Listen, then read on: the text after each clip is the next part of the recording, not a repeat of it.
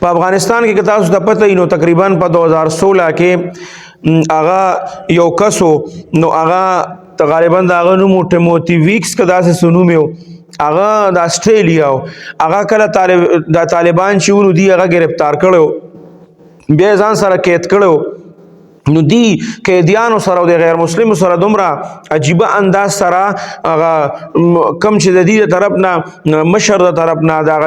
جیلونو چې څوک مشري چونکه علما دي طالبان دي نو دی سره دونه خره وې اختیار کی چې پاغي باندې دومره اثر وشي چې د هغې نه بعد هغې مسلمانان شي دی بیا د دې چې څومره طالبانی ګیر کړي وو درې غټ غټ کمانډرانو پکې نو دی وته کله چې وته امریکایي وي چې دا کسان مونږ ته را پرېږدي نو دی نه ډیمانډ وکړو چې تاسو اول دغه کسان را پرېږدئ د هغې ډیمانډ یې نه وکړو خو په هر حال د دې کم کسان چې نو څه تبادله خو پکې وشوه خو چې دا ډیموتی ویکس نوم یو یا داسې څه نوم یو دی چې نو دی چې کله د رها کړ نو د افغانستان او د افغانستان طالبانو سره دې سره دومره مینه پیدا شوې وه چې د وی چې زه واپس نه ځم او د دې نه دونه متاثره شو چې دی مسلمان شو او چې کله مسلمان شو نو اول نوم چې کومو هغه ټیموتی ویکسو او بیا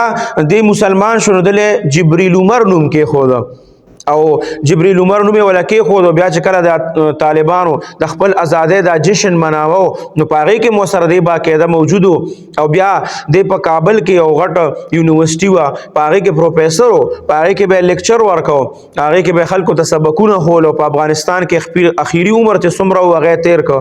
بیا د تسوق مخ کې کینسر لګید او داغه باوجود مغه خپل کم تدریسی کار شو هغه به جاری ساتو خپل یونیورسيټي کې هغه کې به سبق پڑھاو اوس 2-3 ورځې کېږي بل ورځ چې هغه وفات شو نو دا څونه د خوشاله خبره ده چې د یو انسان ډیره زندگی هغه په کفر کې تیر شوی او هغه د افغانستان د طالبانو نه نو د هغې د رویې نه هغه دومره متاثر شي چې هغه مسلمان شي او هغه نوم چې دی نو جبرئیل عمر ځان له نوم کې ښود او باقي ټوله زندگی چې وه هغې په اسلام کې تیره کړه موږ مسلمانانو له داسې رویه داسې اخلاق دا جوړول پکار دي چې زموږ نه یوازې غیر مسلمانه چې دا کم از کم دینداره خلک دي چې د دین خو دا مسلمانان هم متاثره کیږي که نه نو دا نبی کریم صلی الله علیه وسلم اخلاق سونه د غټه درجه اخلاقو مونږ له هغه شان اخلاق جوړول پکار دي چې مونږ نه غیر مسلمان چې د خپل مسلمانان دام مونږ نه متاثر کیږي